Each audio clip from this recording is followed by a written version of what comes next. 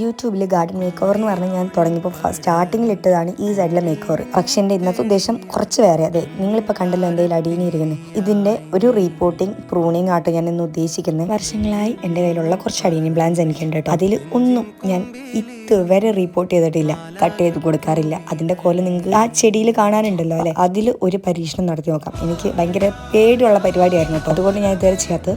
ഞാൻ നിങ്ങൾക്ക് വീഡിയോയിൽ ഒന്നേ കാണിക്കുന്നുള്ളൂ, പക്ഷെ ഒരു ആവേശത്തിന് പുറത്ത് ഞാൻ ഒരു 4 തൈ അങ്ങനെ ചെയ്തിട്ടുണ്ടായിരുന്നു. എന്താവുന്ന എനിക്ക് അറിഞ്ഞുകൂടാ. നമ്മൾ ഈ അടീനെ റിപ്പോർട്ട് ചെയ്യുന്ന സമയത്ത് കുറേ കാര്യങ്ങൾ ശ്രദ്ധിക്കാനുണ്ട്. അതൊക്കെ കുറേ ഇരുന്ന് ഗവേഷിച്ചിട്ടാട്ടോ ഞാനിത് ചെയ്യാൻ ശ്രമിക്കുന്നത്. അപ്പോൾ ഞാൻ ആ റൂട്ട് ഒന്ന് കഴുകിയെടുത്ത് വന്നിട്ട് ഫുൾ കട്ട് ചെയ്ത് കളയുന്നുണ്ട്. അതോടൊപ്പം തന്നെ ഞാൻ നല്ല പോലെ തുടച്ചു കൊടുക്കണം. ഒത്തിരി വെള്ളം ഇരിക്കാൻ പാടില്ല കേട്ടോ. ഈ വീഡിയോയിൽ ഞാൻ ഇതിൻ്റെ പൊട്ടൻസോ കാര്യങ്ങളൊന്നും പറഞ്ഞില്ല.